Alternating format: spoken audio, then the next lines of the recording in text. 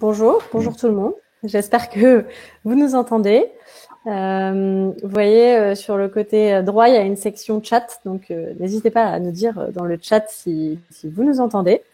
Il y a aussi une section questions dans laquelle vous pourrez poser vos questions. Ok, bonjour à tous. Merci pour tous ceux qui nous disent bonjour, qui nous rejoignent. A priori, vous nous entendez très bien. C'est super. Donc voilà, les échanges vont se passer principalement effectivement dans le chat. Dans le chat, vous pouvez réagir à tout moment sur ce qu'on est en train de dire. Et vous avez une section questions aussi dans laquelle vous pouvez poser vos questions. On aura un petit temps en fin de live pour y répondre avec plaisir. On va juste attendre 1 ou 2 minutes que toutes les personnes nous rejoignent. Bienvenue à tous ceux qui sont en train de nous rejoindre. Hop. Bonjour à tous ceux qui nous disent bonjour. On est déjà presque 70 connectés. Super.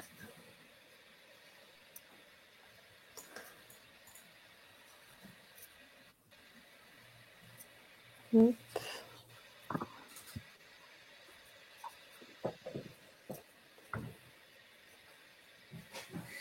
Parfait. Bon, je vois que tout le monde parle dans le chat et en même temps, je vois que les connexions ont l'air de s'être stabilisées. Donc, on va pouvoir commencer tranquillement. On va débuter par une rapide présentation des personnes qui sont sur cette scène virtuelle. De façon pas très polie, je vais commencer pour dire que donc je suis Laura. Je suis la fondatrice du projet Un cadeau mal emballé. C'est à la fois un blog, un podcast et un compte Instagram où je parle sans tabou du burn-out que j'ai personnellement traversé en 2019. Et je parle aussi de mon parcours de reconversion depuis. Je vais animer ce live aujourd'hui aux côtés de Mathilde et de Mathieu, que je laisse se présenter. Je t'en prie Mathilde, vas-y. Merci Mathilde. Alors bonjour à toutes et à tous et je suis ravie de participer à ce live sur l'ambition. Donc je suis Mathilde Bourmeau, je suis journaliste depuis maintenant une quinzaine d'années. J'ai commencé à travailler en télévision et puis à un moment donné de mon existence, j'ai pris conscience de beaucoup de choses de par une suite d'événements dans mon parcours et aussi j'ai vécu un similaire burn-out qui m'a fait prendre conscience de pas mal de choses et finalement de ma nouvelle ambition, ou plutôt celle de mon ambition que j'avais plutôt cachée sous un mouchoir de poche pendant de nombreuses années, et j'ai fondé Les Ambitieuses. Alors je vous expliquerai un petit peu plus ce que c'est et pourquoi finalement je l'ai lancé. Mais voilà, Les Ambitieuses est un média 360 qui aborde les ambitions féminines, en tout cas qui tente et qui réinterroge les fondements de la société par le prisme des ambitions féminines. Derrière, il y a une agence de création. Voilà, je suis également aussi intervenante auprès des futurs jeunes journalistes de demain. Ok, donc je prends la suite. Bonjour à toutes et à tous. Je suis Mathieu Escoubas, je suis coach professionnel et j'interviens également auprès de la Startup Chance. Donc pour faire un rapide point sur mon parcours, j'ai passé plus de 20 ans au sein du ministère de l'Intérieur. Où j'ai pu côtoyer l'humain sous diverses facettes. Et petit à petit, ça m'a amené à me reconvertir et je suis devenu coach professionnel. Et j'ai à cœur et à souhait de partager mon expérience et mon attitude de coach auprès de Chance, avec laquelle je participe depuis 2 ans à l'accompagnement de talents au travers d'un coaching orienté profession. Pour trouver en chacun d'eux les ressources qui pourraient leur permettre de trouver leur voie et être épanouis par la suite. Super, merci beaucoup à tous les deux, je suis ravie d'être là avec vous. Alors le thème d'aujourd'hui, c'est l'ambition.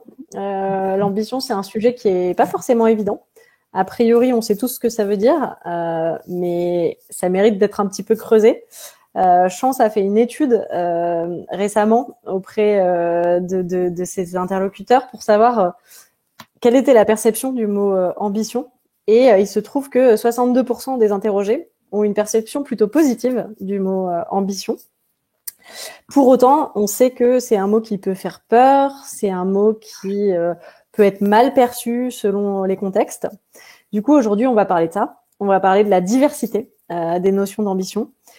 De ce qui compte vraiment, en fait, c'est que chacun puisse trouver sa propre définition de l'ambition. Et on va commencer par un petit atelier qui est proposé par Mathieu. Donc voilà, en fait, je me suis rendu compte qu'en travaillant avec les talents que j'accompagnais sur Chance, lorsqu'on pouvait parler d'ambition, chacun pouvait donner sa propre définition. Donc je vais vous inviter tous à prendre un petit carnet, une petite note à côté de vous et marquer le mot ambition. Et derrière ce mot, chacun de vous va apporter sa propre définition, va apporter son propre mot, sa propre définition pour dire ce en quoi l'ambition fait naître comme pensée, comme idée derrière cela.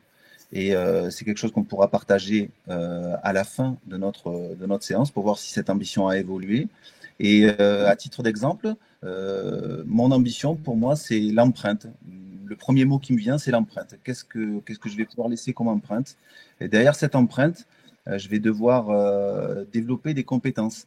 Et ces compétences, pour moi, pour poser cette empreinte que je souhaite mettre dans mon ambition, c'est développer mon écoute, accompagner les gens, les écouter, les aider à mieux se découvrir. Et c'est toutes ces compétences qui vont faire naître ma définition de l'ambition, qu'est l'empreinte. Donc je vous invite tous à prendre 2-3 minutes et à nous partager, si vous le souhaitez, sur le chat, votre propre définition. Ça sera l'occasion pour nous d'en discuter. Donc je vous laisse 2-3 minutes pour participer sur le chat et vos propres définitions. Et je vais enchaîner également. On peut se rendre compte que l'ambition, en fait, elle a plusieurs définitions et elle est propre à chacun de nous. On le voit quasiment sous chacun, il y a plusieurs définitions d'ambition. Et chaque personne a sa propre définition. Notamment en programmation neurolinguistique, en PNL, on parle d'un des présupposés les plus importants. La carte n'est pas le territoire. Chaque individu se construit sa propre vision du monde et ainsi sa propre définition de son ambition. Donc ça, c'est important et j'aime à citer un auteur que j'apprécie qui s'appelle Ray Dalio. Les personnes les plus heureuses sont celles qui découvrent leur propre nature et mettent leur vie au diapason avec elle. Donc finalement, on va apprendre à découvrir ce que on veut mettre en marche pour découvrir son ambition et se projeter vers cela.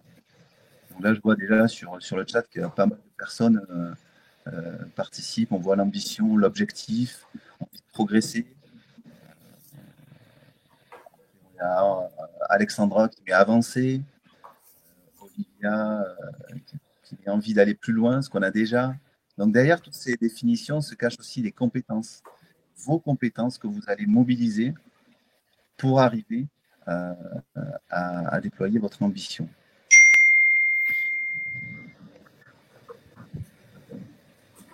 Donc c'est bien, il y a plein de partages, effectivement. Laurie, l'ambition, c'est de progresser, aller loin. Il y a beaucoup de projections, la créativité, la conscience pour Kenda, qui est coach au sein de Chance aussi. Accomplissement et alignement. Donc, au travers de cette définition de l'ambition, je souhaitais faire un parallèle avec les talents que j'accompagne auprès de Chance également. Ces talents, des fois, arrivent avec une propre définition de l'ambition. Et l'accompagnement consiste à définir chaque mot qui se cache derrière. Et des fois, certains talents ont un petit peu de mal. Donc, on les met en sécurité lors des séances de vidéo coaching pour arriver à trouver toutes leurs ressources et petit à petit à se libérer, à libérer leurs paroles et oser étaler leurs compétences pour définir leur propre ambition. Et donc, au travers de Chance, on a 3 étapes. On a une première étape d'introspection qui va permettre justement aux talents d'exprimer ses propres ressources et notamment son ambition, en l'occurrence, de trouver un travail qui le rendra heureux. Et ensuite, on passera aux phases d'exploration avec les différents piliers que le talent mettra en avant, notamment sa finalité au travail, son environnement idéal, ses impératifs incompressibles et les métiers qui lui ressemblent. On bascule un petit peu aussi sur le chat, on voit que c'est toujours à aller plus loin. Valérie qui dit créer de la valeur. Très bien. Donc Laura, je pense que je peux Ouais. suite. Mais c'est super intéressant de voir toutes les personnes là qui réagissent à ce que tu racontes. Moi, je suis très impressionnée de voir que beaucoup de gens ont déjà bien réfléchi à la notion d'ambition. Pour vous raconter un peu la petite histoire qui est la mienne, c'est que pour moi, l'ambition, c'était un sujet sur lequel je m'étais pas beaucoup questionnée dans ma vie, je pense. Pour moi, c'était la définition un peu commune de la Wonder Woman qui réussit tout, qui montre jamais sa vulnérabilité. Et je dois vous dire que quand on m'a proposé ce live, je me suis dit, ah oui, mais le problème, c'est que ça correspond pas du tout à mes valeurs, ou en tout cas plus du tout. Parce qu'avant, personnellement, je me posais pas cette question de ma définition. Donc, je suivais le chemin que d'autres avaient voulu pour moi. J'ai fait un parcours de bon élève, j'ai fait une école de commerce, j'ai bossé pendant 10 ans dans un grand groupe sur une voie qui avait l'air toute tracée. Et donc, comme je vous disais dans ma présentation, en 2019, j'ai traversé un burn-out et ça a balayé beaucoup de choses. Déjà, j'ai compris que montrer sa vulnérabilité, c'était pas forcément un signe de faiblesse. Et j'ai compris aussi que, en fait, j'essayais de toutes mes forces de bon élève de rentrer dans une case qui n'était pas la mienne, à une place qui était plus la mienne, en tout cas. Et du coup, je me suis demandé où est-ce qu'elle était ma place. Et c'est ce qui m'a amené à faire le parcours chance courant 2020. Donc le parcours chance, c'est comme Mathieu l'a dit, hein, c'est à la fois un parcours introspectif parce que on réfléchit sur soi, et notamment c'est là que j'ai réfléchi pour la première fois sur mes valeurs, mon ambition, qu'est-ce que ça voulait dire pour moi à 32 ans, mieux vaut tard que jamais, hein. Et j'ai aussi travaillé avec un coach, en l'occurrence une coach qui s'appelle Christelle et qui m'a apporté énormément. Et ça a fait émerger une trentaine d'idées de métiers qui pouvaient me correspondre. Et surtout d'émerger parmi tout ça un projet entrepreneurial qui me ressemble. Et donc, mon ambition finalement aujourd'hui, c'est de faire du bien aux autres. Donc, j'ai un projet autour de l'accompagnement et aussi de le faire dans le respect de mes besoins, à mon rythme et en me sentant alignée avec ce que je fais. Donc, voilà un peu comment j'ai transformé un peu ma vision de l'ambition. Mathilde, peut-être tu peux nous partager, toi, quel a été un peu ton chemin sur ce sujet? Oui, alors contrairement à toi, l'ambition a toujours suivi. Alors je sais, peut-être petite, je mettais pas le terme, mais en tout cas j'étais toujours dans une projection, dans un élan. Moi, je suis née en bordure de l'Atlantique et j'ai toujours eu, enfin, à 6 ans, quand on me demandait ce que je voulais faire, je voulais vivre à Paris. Au sens où pour moi Paris était le terrain de la liberté, et en tout cas des possibles. J'ai eu la chance, pour le coup, de monter à Paris, de réussir les concours en école de journalisme à Paris. Et voilà, avec cette ambition d'être journaliste très rapidement, hein, très petite, de par des rôles modèles qui étaient des hommes, mais en tout cas, en tant que femme, on peut avoir des rôles modèles masculins qui me donnaient l'envie, voilà, d'aller saisir ce qui se passait dans le monde, de le transmettre, de l'informer d'une bonne manière. Et bien évidemment, l'ambition que j'avais derrière, c'était impacter, faire changer le monde. Et puis voilà, je suis arrivée à Paris, j'ai fait mes études. Jusqu'à là, pas trop d'anicroche dans le parcours. Si tant est que j'ai commencé à comprendre véritablement ce que c'est qu'être une femme journaliste donc sur le terrain et notamment dans le milieu professionnel. Et donc là, il y a eu une suite, si vous voulez, de prise de conscience qu'en tant que femme, il était plus difficile de faire son métier. Parce que ce sont des secteurs qui sont, voilà, où les équipes dirigeantes sont des hommes. Je ne vais pas vous apprendre que le sexisme et le harcèlement ont été assez monnaie courante dans le milieu, les moins, fort heureusement. Et ça va finalement aussi réussir à se mettre de mieux en mieux en place dans les prochaines années. Donc il y a eu ça, et puis il y a eu également aussi cette vraie prise de pouls de ce qu'était le métier de journaliste. J'ai eu quelques expériences en chaîne de news, donc c'était il y a plus de 10 ans, donc on n'en était pas encore à ce qu'était BFM aujourd'hui. Mais j'ai eu très vite, mon corps a réagi très rapidement. Quand je dis mon corps, parce que finalement c'est lui qui m'a permis de prendre conscience de ce que je n'arrivais pas à entendre et de prendre conscience, on va dire, psychologiquement et mentalement.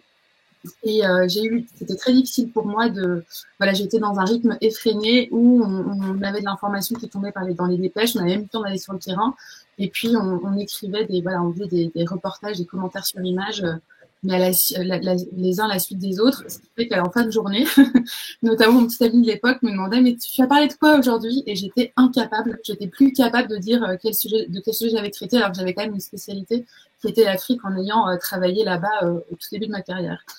Ça a été ça, et puis après, ça a été une suite. Mais pourtant, j'avais le sentiment de rentrer dans le cadre de ce qu'on avait aussi imaginé pour moi, parce qu'en étant journaliste, moi, je suis arrivée dans la télévision, mais un peu pas par hasard, parce que j'avais quand même cette volonté-là. Pour moi, c'était un média qui parlait au plus grand nombre à cette époque. On n'était pas encore à l'ampleur du digital maintenant. Mais voilà, j'avais le sentiment de rentrer dans le cadre et de faire ce qu'on attendait de moi.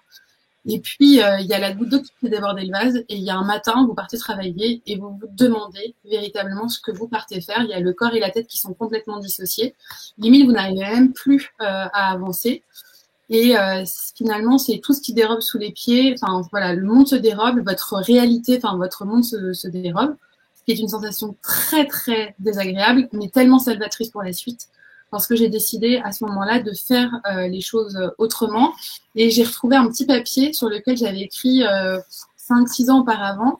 Je ne sais pas pourquoi il était venu comme ça. Je me rappelle, j'étais à mon bureau et puis voilà, je me mets à écrire ça. Et c'était si un jour j'en viens à crever de faim, alors, dans le côté faim, c'est-à-dire fin de pas de boulot, mon ambition sera toujours le substitut que je mangerai sans faim. Je ne sais pas pourquoi j'ai écrit ça, mais en tout cas, il est venu. Ce petit papier-là ne m'a jamais quitté, mais en tout cas, je l'ai ouvert ce jour-là.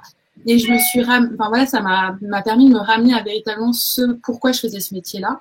Et aussi de prendre conscience finalement j'avais aussi une condition féminine et il fallait en parler. Et donc, je suis partie prendre aussi voir la vie de loin. J'ai pas fait le parcours chance, mais en tout cas, j'ai décidé de saisir ma chance. Moi, j'avais besoin de prendre l'avion et de partir très loin, voir finalement retracer un peu tout le parcours que j'avais pu faire et noter noir sur blanc là où je voulais aller. Donc, c'était finalement prendre un temps pour moi, être à l'écoute de moi, et même des envies les plus infimes et les plus, on va dire, les plus cachées sous le mouchoir de poche que j'avais quand même que j'avais bien placé et qui était c'était même plus un mouchoir, c'était finalement une sorte de belle plaque en fer qui permet en fait à toute idée qui sont plus profondes de nous de rester bien en dessous de la plaque et de ne pas se faire entendre. Et c'est ainsi finalement à la croisée finalement de mon expérience en tant que journaliste, mais aussi en tant que femme et citoyenne finalement, parce que j'ai travaillé en Afrique, aux États-Unis, que j'ai finalement j'ai compris, j'ai senti qu'il y avait on ne parlait pas suffisamment, on ne parlait pas justement de la condition des conditions des femmes, de ce qu'elles apportaient au monde. On ne parlait pas bien de leur ambition. Et d'ailleurs, l'ambition et les femmes était un duo qui était difficile à associer, en deux mots qui étaient difficiles à associer. La femme ambitieuse avait encore cette image de dent qui raye le parquet. Et comme je suis très attachée au mot en étant journaliste, j'ai décidé de prendre ce mot-là, de le tordre, et avant de le tordre, de le disséquer et de le prendre comme un étendard pour aller justement traiter des conditions féminines et des réalités, des vérités féminines à travers le monde. Voilà. Et donc finalement, l'ambition, moi, m'a sauvée. C'est un peu ce que je dirais. Il y a eu plein de définitions qui sont très intéressantes.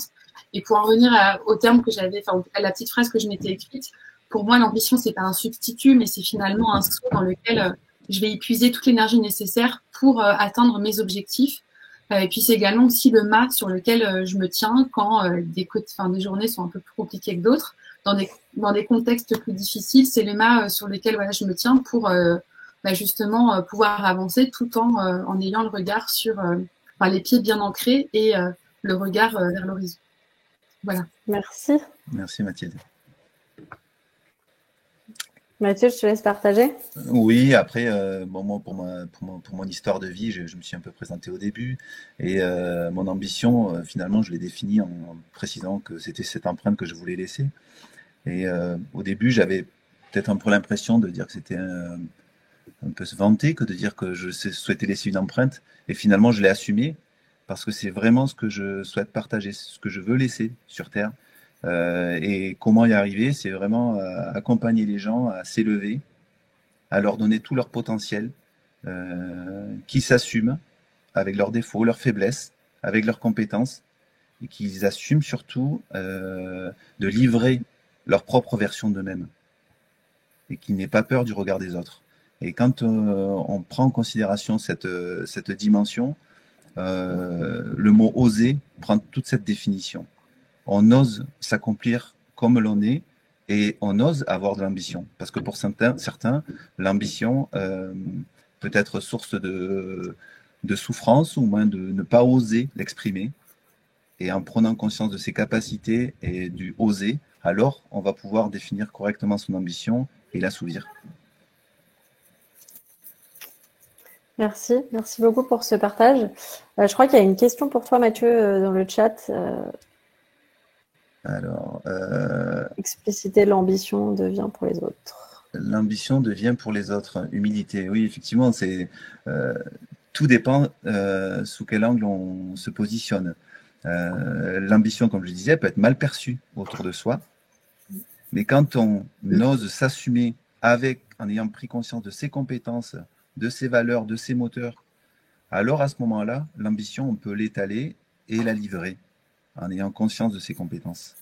Et on n'a plus à avoir peur de cette ambition.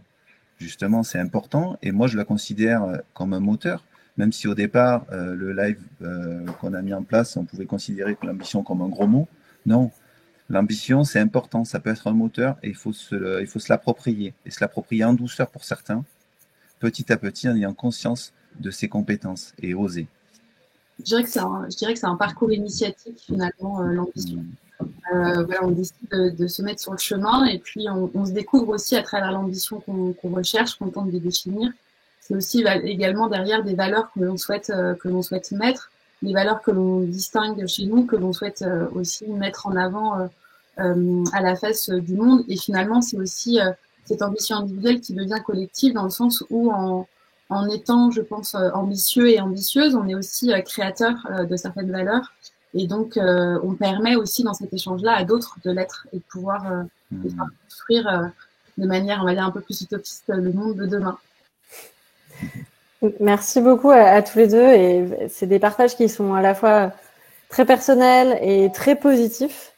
Et effectivement, si on revient un peu à la genèse du sujet, on a appelé ce live « Est-ce que l'ambition est un gros mot ?» parce que on le sait que parfois, c'est considéré comme un gros mot quand on n'a pas eu tout ce cheminement dont on est en train de parler. Et parce que c'est une notion qu'on intègre au tout début de notre vie. Et il y a forcément, elle arrive avec un héritage, en fait. Et au départ, au tout départ, avant de se questionner, l'ambition, globalement, c'est réussir professionnellement. Et je veux bien qu'on se questionne sur ça parce que c'est intéressant de voir d'où ça vient. Personnellement, en tout cas, j'ai réalisé que ma définition, elle était culturelle, sociétale, qu'elle venait un peu de mon éducation, même assez inconsciemment. Parce que quand j'étais petite, on me disait qu'est-ce que tu veux faire quand tu seras grande? Et qu'est-ce que je veux faire? Et ben très vite, je me suis dit je veux réussir, je veux que mes parents soient fiers. Et donc je suis partie là-dedans. Et c'est vrai que le burn-out, ça a été l'occasion d'une remise en question assez brutale, je dois dire, de me dire voilà, en fait, du jour au lendemain, j'ai arrêté de travailler et je me suis retrouvée à ne rien faire.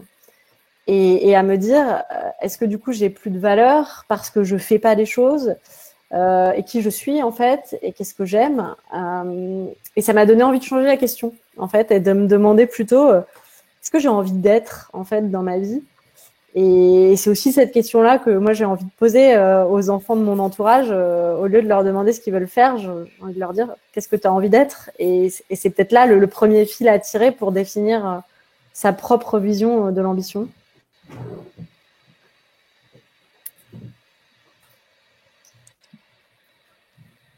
Alors, donc Mathilde, je pense que c'est à toi peut-être sur la manière donc d'être ambitieux ou pas par rapport à d'être ambitieux ou pas. Alors ouais. Là, je lisais des commentaires, je suis désolée, parce que pour le coup, me font beaucoup écho. On parlait, Suzanne dit l'ambition semble être une vertu mieux acceptée quand elle est masculine. Alors effectivement, je suis partie de ce constat-là aussi, c'est-à-dire que Laura, tu parlais de l'éducation. Enfin, on a un héritage donc en termes d'éducation, mais il y a aussi finalement ce que la société voilà, on a une éducation au niveau de la société, on est structuré par rapport aussi à la société, par rapport aux mentalités, à la mentalité, aux croyances qu'on intègre, hein, qu'on ingère aussi de manière totalement inconsciente. Et effectivement, l'ambition et les femmes, c'est un vrai parcours du combattant. D'ailleurs, moi, rien que dans le choix du titre de mon média et de la première web-série, ça a été un choc, mais enfin un choc. Quand j'ai annoncé que j'allais appeler Les Ambitieuses, et d'ailleurs, ce sont des femmes en particulier qui se sont exprimées et qui m'ont dit, mais tu crois pas que c'est un peu présomptueux? Ah oui, ça va parler de femmes du CAC 40. Donc, je dis, bon, déjà, vite, mon média serait vite terminé parce qu'il y avait à l'époque qu'une seule femme présente du CAC 40. Et ensuite, j'ai trouvé leur réaction tellement symptomatique et tellement illustrative de la place des femmes dans la société et finalement du duo un peu impossible de la femme et l'ambition, que je me suis dit, il y a un vrai travail à faire. Donc, je prends ce pari-là et j'y vais. Et effectivement, c'est en train de changer, bien évidemment, parce que il y a, alors, c'était, je crois, Franck qui disait que c'était en train de changer. Effectivement, et portons un regard positif sur ce qui est en train de se passer en ce moment. Effectivement, ça change parce que les femmes prennent leur place et parce que les femmes osent porter leur ambition, ont fait un travail comme Laura, comme Mathieu. Donc finalement, la question du genre, elle est de moins en moins en tout cas essentielle dans la description du talent. Mais effectivement, moi, je suis allée voir des femmes et donc et j'ai fait un choix pour tendre le cou à l'idée de des personnes du CAC 40, comme si finalement il y avait uniquement les personnes avec des grands statuts qui avaient de l'ambition. Et moi, je suis pas du tout d'accord avec ça parce qu'on a chacun un parcours de vie. On vient d'un terrain, on vient d'une famille, on est face à une condition, on est dans une situation face à des choix qu'on a pu faire auparavant. Et voilà. Et donc, pour avancer, il faut de l'ambition. Et donc, j'ai véritablement fait le choix éditorial d'aller à la rencontre de femmes totalement différentes dans la première web-série que j'ai produite. Et c'est aussi bien que je suis allée à la rencontre d'une femme qui sortait tout juste de la rue, qui était encore dans la transition entre la rue et un domicile fixe. Elle était encore dans un hôtel social et elle m'a fait part finalement de ce qui lui a permis, qu'est-ce qui a pu la sauver. Alors effectivement, il y a toutes les aides sociales qui sont autour, les personnes, mais en fait sans son pouvoir à elle, sans sa puissance à elle, sa volonté et son ambition de s'en sortir, elle serait restée encore dans la rue parce qu'il y a des facteurs qui sont véritablement, qui sont comme une espèce de boulet au pied qui vous laissent revenir à la rue et au trottoir. Et cette femme-là m'a tellement coachée dans son parcours de vie, hein, avec l'authenticité et en plus la franchise de ce qu'elle me transmettait, de ce qu'elle me partageait. Et voilà, et là, c'était finalement l'image de l'ambition, c'était véritablement à l'image de la survie. Donc l'ambition prenait cette tournure-là, cette définition de la survie. Ensuite, je suis allée rencontrer Sarah qui a vécu à Casablanca pendant des années jusqu'à ses 22-23 ans. Et donc là, on était totalement dans le sujet du harcèlement de rue. Et elle raconte, et notamment finalement, elle, de l'image qu'elle avait de la femme libre. Elle a été éduquée on lui a donné l'idée qu'elle pourrait un jour être libre, une femme indépendante. Elle est au Maroc et éduquée par des enfants dans ce sens-là. Et puis, à un moment donné, elle parle de cette espèce de schizophrénie de la société marocaine, du fait de ne pas pouvoir se balader dans la rue, mais tellement ne pas pouvoir se balader, c'est-à-dire qu'elle prenait le taxi ou en tout cas elle ne marchait jamais dans la rue. Elle n'avait pas cette jouissance de pouvoir marcher dans la rue librement. Et un jour, elle décide véritablement de prendre son ambition et ce rêve, hein, finalement, qui était comme un rêve. Elle décide de partir s'installer à Paris pour suivre ses études. Et la première chose qu'elle me dira quand je lui dis, mais une fois à Paris, quel a été le moment qui est saisissant de cette arrivée à Paris. Elle dit, pour la première fois de ma vie, j'ai mis un short, un débardeur, et j'ai couru dans la rue, j'ai fait un jogging, et là, elle se met à pleurer, et elle me dit, et jamais de ma vie, j'avais pensé pouvoir vivre ce sentiment de liberté. J'étais affranchie, je m'étais affranchie de certaines choses et surtout du regard des hommes et de cette espèce de peur du harcèlement qui était quotidien à Casablanca. Après, elle va vivre, après 2 ans de rencontres exaltées avec Paris, elle va se rendre compte que les comportements dépassent malheureusement les frontières. Mais en tout cas, voilà, pour elle, son ambition était synonyme d'affranchissement, de nouveau départ et finalement de liberté. Voilà. Après d'autres, c'est l'empreinte, comme disait Mathieu. Mathieu parlait d'empreinte. Moi, je suis allée rencontrer Sophie Awin, qui a été encore à ce moment-là, elle écrivait son roman qui a été primé par le prix de Flore en 2019. Et elle, véritablement, elle a voulu marquer de son empreinte la ville, Paris, qu'elle avait du mal finalement à marquer de par ses pas, par rapport à une histoire avec son corps, mais aussi elle avait besoin de marquer finalement son histoire et l'histoire de ses parents. Et elle écrit voilà un roman. D'ailleurs, je vous invite à lire, qui est Rhapsodie des oubliés. Et de ce fait, voilà, elle marque de son empreinte une société de par son histoire, le regard qu'elle porte là-dessus. Donc voilà, c'est une somme en fait finalement d'histoire, d'ambition, et c'est ainsi en fait que j'ai pu véritablement aller accoler d'autres mots satellites derrière l'ambition, que ce soit l'image d'un talent, d'un désir, d'un rêve, d'une nécessité, d'un héritage familial également. L'ambition, ce n'est pas aussi que l'affranchissement ou l'indépendance. Et donc c'est ce qui est venu finalement enrichir ses travaux et ses études, et puis finalement enrichir d'ailleurs plein d'histoires féminines derrière, de femmes qui ont pu prendre connaissance de ces portraits et de ces parcours. Voilà. Merci Mathilde pour ce partage. Je voyais dans le chat Rachida qui dit il faut se détacher du modèle de l'autre, de ce que la société et vos proches attendent de vous, de ce qu'ils veulent que vous soyez. Et c'est vrai que on est en train de le dire, l'ambition c'est un rapport à soi avant tout. Et comme tu le décris, c'est un puissant moteur une fois qu'on l'a trouvé. Mais parfois, c'est hyper dur. Ça veut dire déconstruire pour reconstruire autre chose. Et voilà. Et comment on fait en fait concrètement? Je sais pas, Mathieu, si tu as des éléments de réflexion à nous partager là-dessus.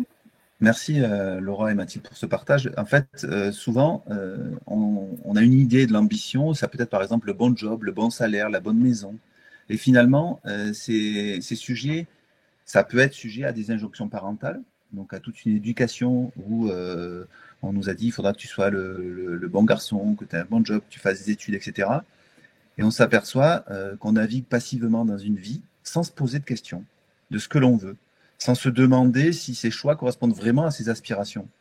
Et puis en fait, finalement, il y a un jour, quelque chose qui se passe, ça peut être une rencontre, un événement, un éveil, une situation qui change totalement la donne. Et là, c'est cette prise de conscience qui fait qu'on va se regarder en fait, on va regarder sa propre personne et on va aller chercher au fond de nous qui on est finalement. Et c'est un peu une rupture, c'est comme si on coupait un peu le cordon de l'éducation qu'on a reçue, en prenant le paquet de l'éducation avec tout ce que ça nous a apporté, ça nous a construit, mais on s'affirme et on est nous-mêmes avec tous ses défauts, ses compétences, et on va aller chercher dans cette vie qui est devant nous tout ce qu'on veut vraiment, quoi, avec ses compétences. Et finalement, moi je fais un petit parallèle avec un talent que j'ai accompagné, qui était dans une situation un peu précaire, un talent que j'accompagne avec Chance, et qui était magasinier dans une petite structure. Et il n'avait pas du tout confiance en lui. Et quand on pouvait parler de moins ambition, pour lui, c'était très très loin. Très très loin. Et sa confiance en lui, elle passait par oser s'exprimer simplement avec ses mots, sans sentir le jugement des autres. Il pensait qu'il était jugé quand il parlait, qu'il ne trouvait pas ses mots. Et ça le freinait. C'est comme s'il avait une encre en lui qui l'empêchait d'être lui-même. Et avec l'accompagnement qu'on a réalisé, avec toutes les séances de vidéo coaching et l'auto-coaching avec Chance, aujourd'hui, il ose dire les choses, il ose s'exprimer avec ses mots, avec des fautes d'orthographe, avec des mauvaises expressions, mais il est lui. Et il va débuter une formation de développeur informatique. Et là, je l'avais encore ce matin en fin de coaching. Il me disait, je suis vraiment content, j'ai pu m'exprimer. Maintenant, j'ose aborder les gens avec ma singularité, avec mes mots. Et c'est ça, en fait, petit à petit, il reprend confiance en lui. Et son ambition, c'était se retrouver lui-même avec ses capacités, en fait, avec tout ce qu'il a au fond de lui, quoi. Mais je trouve qu'il y a aussi, dans ce que je trouve très intéressant, c'est qu'à un moment donné, c'est prendre du temps. En fait, finalement, aller chercher son ambition, ou en tout cas la définir ou un peu plus la préciser, avant tout, c'est s'accorder du temps. Je pense que c'est le meilleur des cadeaux qu'on puisse s'offrir. Et alors qu'on soit, alors effectivement, avec un coach, c'est d'autant plus aidant parce que finalement, on a un regard qui est porté sur nous. Et à travers ce regard porté sur nous, on se regarde. Mais il y a aussi plein d'autres manières de faire. Il y a prendre un carnet et noter un peu toutes ces envies, ces idées qui passent par là. C'est aussi oser chausser des nouvelles lunettes et regarder soit autrement, que ce soit par le biais d'un coach, mais d'une coach, mais aussi à travers sans jugement, mais juste s'observer dans ses désirs, dans ses envies, écouter cette petite voix intérieure. Moi, je suis très là-dessus, parce que je trouve ça très intéressant parce qu'on a notre cerveau qui structure tout du fait de notre structure, de notre éducation. Et puis il y a toujours notre voix vient souvent frapper à la porte. Et alors on me dit c'est bon, tais-toi, là j'ai pas le temps. Et puis par moment on l'écoute et c'est là aussi il peut y avoir des révélations. Et effectivement aussi il y a des événements qu'on pourrait qualifier de non-événements, mais qui vont être la goutte d'eau qui fait déborder le vase. Et là pour le coup derrière il va falloir s'accorder du temps. Et moi ce que j'aime dire, parce qu'il y a beaucoup de femmes qui quand on parle d'ambition, alors la plupart, quand moi j'allais voir interviewer des femmes pour leur dire voilà ça sera un portrait sur les ambitieuses, elles faisaient une seule chose, c'était ça. C'est bien moi que vous parlez. Et je disais oui, c'est bien vous que vous parlez. Et après, elle comprenait le concept de l'ambition et des ambitions. Mais finalement, c'est s'accorder ce temps-là. Et il y a beaucoup de femmes qui veulent alors créer des projets, être entrepreneuses parce que pour elles, c'est ça l'ambition. Et je leur dis souvent très bien, mais tout ne se passe pas en 90 minutes. Il y a que dans les films où ça se passe en 90 minutes, où au début, on a une personne perdue, entre guillemets, je la fais courte, et à la fin, un pseudo dans le parcours à l'américaine et dans le rêve américain, elle a tout ce qu'elle veut, elle a le job, elle a tout ce qu'il y a à l'ambition. Et finalement aussi, c'est considérer qu'il nous faut du temps aussi pour structurer notre idée, la définir l'ambition et la mettre en place. Et puis au fur et à mesure, cette ambition aussi, elle prend de plus en plus d'ampleur, elle peut finalement un peu changer de forme, se définir, s'arrondir, se ciseler. Et c'est ça qui fait tout le sel finalement de la vie et de l'ambition et de ce parcours initiatique. On se découvre à travers l'ambition qu'on est en train d'essayer de définir ou qu'on a déjà définie et qu'on tente de réaliser. Ouais, c'est hyper intéressant parce que là, tu parles du temps qui est une chose incompressible. Ça se fait pas en un claquement de doigts. Et du coup, ça m'amène au sujet des freins. Parce que tous autant qu'on est aujourd'hui, on est 80 et peut-être que certains d'entre nous se disent mince, moi j'ai pas encore défini totalement mon ambition. Est-ce que j'ai un train de retard? Qu'est-ce qui se passe? Qu'est-ce qui me bloque? Et effectivement, il y a plein de choses qui bloquent. Et comme depuis le début, on parle beaucoup d'oser. Derrière oser, il y a la peur en fait en contrepartie. Moi, la peur, ça a été un truc énorme. J'avais peur de me planter, j'avais peur de pas y arriver. J'étais un peu découragée.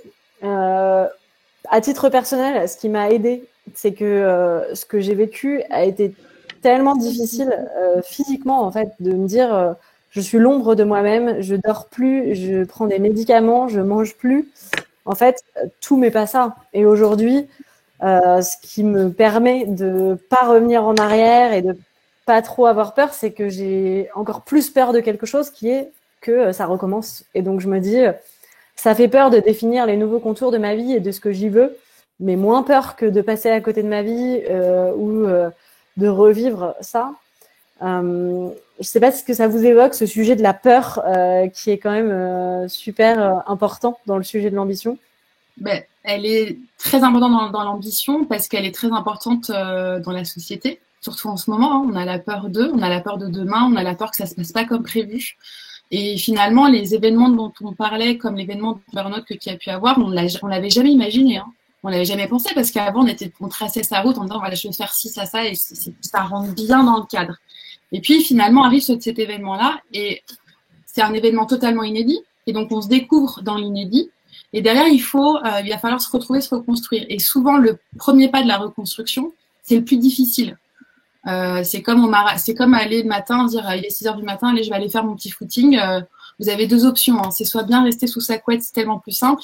Et puis finalement, le premier pas, sortir de sa couette, c'est le plus difficile, mais bon Dieu, qu'est-ce que c'est salvateur derrière, parce que derrière, on va courir. Et c'est exactement ça. Et finalement, ce qu'il y a aussi derrière, c'est cette idée de la peur de qui on va être. Parce qu'on se découvre dans cet événement, ou même dans cette première question, ça peut être, c'est pas forcément le burn-out, mais ça peut être la première question qui vient finalement tout faire basculer un peu, tout devient un peu brinque-ballant, rien n'est plus sûr. On s'était défini comme ça, je suis un tête, je veux faire ça, et finalement on n'est plus ça. On a un peu commencé à mettre un petit coup de marteau dans l'espèce de carapace que l'on était. Et donc là, ça fait peur parce qu'on se dit, alors je veux être qui, mais je suis qui? Et au final aussi, l'ambition, je voyais, est-ce qu'on peut avoir plusieurs ambitions en une? Et au final aussi, l'ambition, elle change, elle évolue en fonction de notre âge, en fonction des jours qu'on passe, en fonction de l'observation qu'on a. L'ambition, c'est pas être bélier, et je sais de quoi je parle, avec les gants en avant et foncer dans le mur. avoir une ambition, c'est aussi toujours avoir le regard tiré vers l'horizon et regarder aussi ce qui se passe dans l'observation, dans l'échange aussi avec les autres. Et finalement, oui, c'est cette peur-là de jamais être aussi compétente, de pas être aussi observatrice, de pas toujours pouvoir tous les jours avancer. Mais en fait, il faut juste qu'on revienne à notre existence d'humain et d'humaine et de se faire confiance. Je pense que c'est plus que la peur, c'est la confiance en soi, finalement, qui est peut-être le plus difficile à acquérir et à garder quotidiennement. Et moi, je le vois avec les jeunes étudiants et étudiantes. C'est principalement étudiante. Je suis vraiment désolée, je vais encore remettre le prisme du genre, mais c'est une vraie réalité. Et d'ailleurs, ce matin, j'ai encore fait l'amer constat et en même temps un heureux constat parce que j'ai découvert une étudiante qui s'est cachée pendant des cours et des cours. Et ce matin, elle me parle et je découvre un talent, une ambition, une capacité A. Et derrière, c'est la non-confiance. C'est plus que la peur, c'est la non-confiance en elle. Et donc, je pense que c'est ça qu'il faut travailler aussi en parallèle de l'ambition. Ouais, je te rejoins Mathilde, en fait c'est exactement ça. C'est que avant de se projeter dans une ambition, c'est apprendre à se connaître. Et qu'est-ce qui nous anime au plus profond de nous. Et petit à petit, va se dessiner sa propre ambition, sa propre volonté d'eux. Et quelqu'un disait qu'il y avait plusieurs ambitions. Oui, on peut avoir plusieurs ambitions, on peut atteindre un objectif qu'on définit comme une ambition, et après changer et avoir une autre ambition, parce qu'au final, tout au long de notre vie, on peut évoluer. On n'a peut-être pas les mêmes ambitions à 20 ans, qu'à 30 ans, qu'à 40 ans. Et tout ça, c'est important de se l'accepter et de se le dire. Et de se dire, mais finalement, moi, mon ambition, c'est pas d'avoir une belle maison, d'avoir une belle voiture. Mon ambition, c'était d'être moi-même et d'être au clair avec qui je suis et ce que je veux devenir et ce que je veux apporter. Et déjà, c'est vraiment un questionnement sur soi. Et pour avoir ce questionnement sur soi, c'est aussi s'autoriser à. Je m'autorise à prendre le temps, comme vous le disiez, pour moi, sur ma réflexion, sur mes centres d'intérêt, sur mes compétences, ce que j'ai envie de faire plus tard dans ma vie. Et à partir de là, on vient adoucir un petit peu, on vient rassurer un petit peu cet état d'esprit que l'on a sur nous pour pouvoir après, petit à petit, construire. Je pense que c'est un peu, Laura, ce que tu as fait dans ton accompagnement, c'était prendre du temps pour toi un petit peu, pour te retrouver sur toi et comment je veux me projeter après par la suite. Ouais, tout à fait. Et ça, c'est super important de le dire. C'est que parfois, c'est pas le bon moment. Et on a tellement l'habitude que tout soit instantané, qu'on puisse avoir accès à tout. Moi, la première, j'étais extrêmement frustrée. D'ailleurs, j'ai essayé de commencer le parcours chance très vite après mon burn-out et on m'a dit, ma coach m'a dit, je pense que c'est pas le bon moment pour toi. Et elle avait parfaitement raison. Et il faut accepter parfois qu'on est dans une phase de vulnérabilité qui est pas compatible avec la mise en action. Et c'est OK, en fait, de se dire, à l'échelle de ma vie, je me serais donné quelques semaines, quelques mois, juste de repos, pour être sûr que je me mets pas en mouvement dans la précipitation. Parce que c'est rarement, en fait, un bon conseiller de direction, d'avoir peur et de se dire, il faut que je fasse des choses, donc vite, vite, vite. Moi, j'ai pas regretté, en tout cas, ce temps que j'ai pris pour moi. Ouais, je pense que c'est très important parce que derrière l'ambition, il peut y avoir aussi l'injonction que l'on se met soi-même. Dans l'idée qu'il faut faire, alors on a aussi des outils qui sont tout aussi formidables, qui peuvent être tout aussi pesants pour nous, c'est les réseaux sociaux, et donc c'est voir la vie des autres. Et quand on est des moments où on est un peu plus dans l'introspection, on regarde ce que font les autres, on se dit mais je fais rien, alors qu'en fait rien faire, c'est quand même faire pas mal de choses. Donc, je pense qu'il faut aussi le dire de plus en plus. Et finalement, il y a aussi cette part je sais plus où je voulais en venir, mais j'ai perdu mon idée, je suis désolée. Le réveil à 5h ce matin commence à porter ses mauvais fruits. Je disais, je ne sais plus. C'est quand même dingue. L'art de la digression vous ramène à perdre. Voilà, c'était ça que je voulais dire. L'idée du parcours initiatique, dans l'idée, on se met beaucoup, la société nous met beaucoup d'injonctions, mais aussi on est les premières à s'en mettre beaucoup. Et on a souvent une très grande ambition. Alors moi, je le vois avec les étudiants et les étudiantes parce que certainement, je les pousse aussi à avoir à nommer et à assumer leur ambition, mais pour être moins dans l'espèce d'oppression comme ça et de se dire mais j'ai pas réussi parce que finalement derrière l'ambition après il faut la réaliser. Et donc on a toujours cette peur, on se dit on est souvent des très mauvais juges, on est des juges très critiques envers nous-mêmes. Et donc il y a l'idée derrière de mettre des sous-ambitions. Donc en fait c'est en revenant sur le parcours initiatique, c'est créer son parcours son parcours de voyage et se mettre des étapes. Et ces étapes-là vont nous amener à passer à l'étape supplémentaire, à l'étape d'après. Et aussi, qui dit étape dit à un moment donné se poser, réaliser ce qu'on a fait, être satisfait de ce qu'on a pu faire et puis reprendre le chemin pour passer à l'étape supplémentaire. Ça, je pense que si c'est important pour les grandes ambitieuses, les grands ambitieux. Et moi, je pensais à un truc, quand tu parlais, Mathilde, là, je me disais, finalement, on a des ambitions qui naissent peut-être de notre éducation, de la société. On avance avec cette ambition-là, en se disant, c'est la bonne ambition, on est sur le droit chemin. Et à un moment donné, clac, il y a un événement qui fait, une rencontre, et on redéfinit cette ambition. Donc, on déconstruit, comme tu le disais, Laura, pour se reconstruire. Et ça, c'est une étape où il faut être tolérant avec soi-même. Difficile à être tolérant. Et surtout bienveillant. Parce que ça peut être brutal de déconstruire, parce qu'on remet en question toute sa propre identité, en fait, toute sa propre construction. Et on va aller chercher les ressources, après, pour se définir, en fait. Se définir, nous, avec notre propre ambition, et pas celle dictée par la société, ou les injonctions parentales, etc. Ou ses propres croyances. Aussi, ce que tu parles, mentalité, croyance. Et je pense qu'on est à même d'être en déconstruction quotidienne. C'est-à-dire qu'avec l'émergence de cette information, on va dire, instantanée, on est dans la masse information, que ce soit à travers les médias, mais aussi par rapport à nous en tant qu'individus citoyens, de ce qu'on relaie ou pas. On est quand même, je prends l'exemple, moi en 89, il y a Tchernobyl qui arrive, on nous dit, ne vous inquiétez pas, le nuage s'arrête à la frontière. Nous tous, en 89, que fait-on? On y croit. Aujourd'hui, en 2021, on nous dit ça, on ne pourrait même pas nous le dire parce que c'était pas vrai. L'information fait que on est au courant de énormément de choses. Et donc finalement, que ce soit dans les croyances par rapport à un métier, il y a souvent des métiers, je prends des images comme ça très fortes, mais très stéréotypées, mais vous avez les cadres qui ont avancé dans la finance, notamment chez Total, par exemple. Et puis un jour, voilà, ils découvrent finalement qu'en fait, peut-être qu'ils travaillent pour une entreprise qui n'est pas du tout respectueuse de l'environnement et ils ne peuvent plus travailler pour ça. Et finalement, leurs valeurs ne sont plus en cohérence avec la valeur de l'entreprise, en tout cas ce qui y fait, parce que l'information est venue, en tout cas, mettre en lumière ce qui est en train de se passer dans le monde. Et finalement, on en revient à une quête de sens, à une quête de soi. Finalement, c'est un peu des deux. Et finalement, la déconstruction, elle est permanente. On a des croyances parce qu'on nous a dit que, voilà, et puis un jour, on tombe sur les bonnes informations. Ou voilà, enfin, typiquement avec la Covid-19, j'imagine pour la plupart, il y a un an, on n'a peut-être plus le même rapport à la vie, à ce que l'on souhaite véritablement réaliser, faire, et des choses qu'on a laissées de côté, le rapport aussi à l'achat, à la consommation.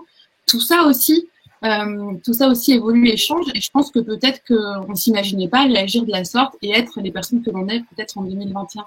Donc il y a aussi dans l'ambition, il y a le sens, cette quête de sens. Ouais. Et je vois avec les jeunes étudiants, c'est incroyable.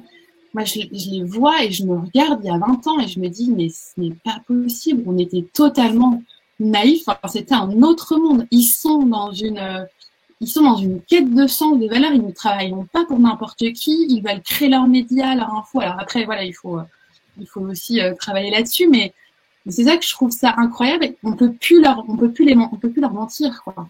Et donc, ils sont, voilà, autrement. Ils portent autre chose. Ouais, c'est hyper intéressant parce que c'est vrai que la question du sens au travail, elle occupe beaucoup de place aujourd'hui. Elle n'est pas sans lien avec la notion d'ambition et on remarque, tu as raison, que les nouvelles générations, l'alignement, c'est un truc quasiment naturel. J'ai l'impression c'est complètement inné chez eux et je ne m'inclus malheureusement pas dans le groupe. Est-ce que voilà, qu'est-ce qu'on a à apprendre en fait de ces générations qui ont 20 ans aujourd'hui, Mathieu peut-être? Ben, en fait, moi, c'est exactement ça. Je me rends compte que les jeunes générations sont très à l'écoute de leur bien-être et sont très informées. Du coup, elles se permettent d'oser être alignées avec elles-mêmes. Elles s'écoutent, elles osent, elles dépassent des impératifs, notamment comme le salaire. Elles sont claires avec elles. Et finalement, des entreprises peuvent même être confrontées à l'affût des talents. Des jeunes générations vont oser quitter l'entreprise alors qu'ils ont de très bons salaires parce qu'ils ne sont pas alignés avec les choix stratégiques de l'entreprise. Ça, il y a 20 ans, c'était impossible de concevoir cela parce qu'on nous avait dicté qu'on devait avoir un métier stable avec un bon salaire. Aujourd'hui, les jeunes générations ont conscience que leur équilibre passe par un équilibre personnel, familial et professionnel. Et plutôt, nous, on avait plutôt tendance à se dire, on va d'abord stabiliser le professionnel et après on verra le personnel, quoi. En tout cas, pour moi, ça, c'était ma vision, quoi. C'est pour ça qu'aujourd'hui, c'est très important et je trouve ça merveilleux que cette jeune génération prenne le temps de s'écouter et ose de faire des choix pour eux. C'est comme s'ils avaient presque 20 ans d'avance. Nous, on est en train de le faire maintenant, ce travail, et eux, ils ont déjà commencé, déjà à 20 ans, à prendre conscience qu'ils peuvent. Et moi, ce que je me dis, c'est que c'est jamais trop tard, en fait. Ça m'est arrivé de me dire, qu'est-ce que tu as fait des 10 dernières années? C'est tellement dommage, tout ce temps perdu. Et en fait, aussi de regarder devant et de me dire, il me reste encore 30 ans à bosser. Pour moi, c'est 30. Pour certains, c'est 20 ou 10, peu importe, même si c'est 2. En fait, ça compte. C'est des années de vie et il est toujours temps de se poser ces questions et de changer, en fait. D'ailleurs, les filles en sont également capables. Alors, je suis totalement d'accord parce qu'il y a aussi une grande, par rapport à l'ambition, il y a toujours cette notion de l'agisme derrière. Et je pense qu'effectivement, valorisons l'âge comme une expérience. Et donc, les seniors ont tout intérêt également. Et d'ailleurs, ce qui est incroyable, c'est qu'une fois qu'on a fini notre parcours professionnel, on le voit, ils sont dans une espèce de libération et ils osent faire des choses qu'ils ne faisaient pas forcément avant. Et donc, effectivement, les jeunes générations, alors en plus, on oppose la jeune génération et l'ancienne génération, notamment dans le traitement de la Covid-19, alors qu'en fait, finalement, ils peuvent se relier sur énormément de choses. Et donc, et puis nous, la génération encre, là, c'est en train de bosser. Eh bien, on doit effectivement, je pense, prendre le pas de ces jeunes générations aussi. Moi, franchement, quand je regarde ces jeunes étudiants, ça me donne. Je viens pour les challenger, mais genre, je peux vous dire que c'est eux qui me challengent. Ça me donne une. Je sais pas, c'est comme si j'allais prendre mon saut d'audace et de courage et voilà. Et je trouve ça assez fascinant. Romain précise sur le chat. Donc, il intervient et dit je suis entièrement d'accord avec ce que vous dites sur les nouvelles générations, mais finalement, quid du conflit générationnel? Donc, je pense qu'il est OK, mais il est peut-être confronté, lui, justement, à des réticences ou des freins qui viennent de se confronter à ses valeurs, à ses idées, et justement ce qu'il est en train de mettre en place. Et donc, moi, ce que j'invite à lui dire, c'est plutôt de regarder autrement ceux qui sont en conflit avec ses propres idées. Il n'arrivera pas à changer ceux qui sont en frein vers lui, mais par contre, lui arrivera à changer le regard qu'il a sur ces gens qui sont en conflit par rapport à ses idées, quoi. Donc, c'est le regard qui peut changer, quoi. Et puis aux médias de faire leur boulot, véritablement. Mais ça, c'est parce que c'est ça aussi, hein. C'est-à-dire que moi, je pense, ces conflits de génération, c'est aussi des idées reçues, c'est aussi les croyances. Et les croyances, on les a comment? On les a en allant, en regardant les titres de presse.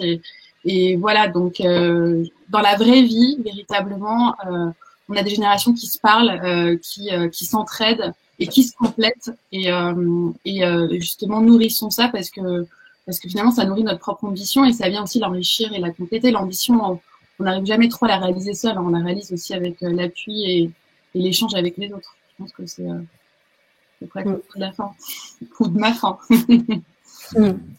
Ouais, non, c'est super intéressant. Et effectivement, la fin approche. Je voulais juste faire un petit rappel sur le parcours chance qu'on a évoqué en filigrane pendant ce live. C'est un programme qui est ouvert à tous ceux qui se posent des questions sur leur situation professionnelle et qui ont besoin de se faire accompagner parce que c'est toujours plus facile quand on n'est pas tout seul pour faire ce premier pas. Aujourd'hui, c'est possible de prendre un rendez-vous gratuitement de 30 minutes d'échange pour voir si c'est un parcours qui pourrait correspondre à votre situation ou à vos besoins. Donc, n'hésitez pas aussi à nous poser vos questions là-dessus puisque Mathieu est coach pour Chance et moi, je suis de l'autre côté puisque j'ai fait le parcours, donc j'ai un retour d'élève, entre guillemets. Voilà, je vois que le temps file. J'apporte une petite précision, Laura, parce oui. que moi je fais vite. Juste sur le parcours Chance, il faut bien prendre en considération que c'est un parcours de 3 mois et qu'il y a 4 étapes importantes. Avec la première, une phase d'introspection, ensuite une phase d'exploration. Donc on vient explorer les métiers. Et ensuite, à la manière d'entonnoir, on vient réduire le champ des possibles pour se focaliser que sur 1 ou 2 métiers. Et ensuite, on vient valider et passer à l'action. Donc ce qui est important à retenir, c'est qu'il y a 3 mois où vous êtes accompagné avec des séances d'auto-coaching et avec un coach en vidéo-coaching au travers de plus de 8 séances. Et à ce moment-là, il se crée une réelle dynamique pour apprendre à se connaître, pour se projeter en fait, et être au clair avec son avenir. Super intéressant. Merci beaucoup. Il y a un groupe Facebook aussi privé qui s'appelle Chance Expérience, dans lequel on va pouvoir poursuivre la discussion, notamment sur l'ambition pour ceux qui le souhaitent. En attendant, un immense merci. Vous avez été extrêmement actifs dans le chat. Honnêtement, c'est génial d'avoir eu cette impression de discuter à 80. C'est chouette. Juste avant de conclure et qu'on se laisse, je voulais que Mathieu, tu puisses peut-être reboucler avec le petit atelier qu'on a fait au départ sur la définition de l'ambition pour voir si ces discussions ont fait peut-être bouger des choses. Bah voilà, donc reprenez votre petit papier. Donc vous avez associé ambition à un petit mot, à votre propre définition. Est-ce qu'au travers de cet échange qui a été nourri par tous ces questionnements, tout ce chat avec tous les gens qui ont participé, est-ce qu'aujourd'hui votre définition a évolué? Vous avez pris peut-être plus conscience des mots que vous pouvez associer et peut-être du temps qu'il vous fallait pour vous accorder cette nouvelle ambition ou pas? Donc, peut-être la redéfinir ou la valider par rapport à ce que vous avez mis initialement. Merci Mathieu. Avant de se quitter, peut-être laisser les personnes qui nous ont suivis avec quelques éléments de réflexion, voire quelques conseils de coaching de ta part. En fait, là, je pense que ce qui est important, la première des choses, c'est être bienveillant avec soi-même. Le maître mot, je pense, c'est d'être bienveillant avec soi-même et s'autoriser et oser. Et pour cela, ça va passer par une petite phase de reprendre confiance en soi. Donc, chaque situation est différente. Il y a des situations où on est peut-être un peu plus fragilisé. Et donc, tout le travail du coach, ça sera justement de sécuriser ce moment pour reprendre confiance en soi avec le temps nécessaire. Il ne faut pas oublier que le temps passe. Donc, j'aime bien nommer cette temporalité et qu'il est important pour nous tous de prendre ce temps pour nous et d'avancer sereinement vers des objectifs plus sereins pour nous. Super.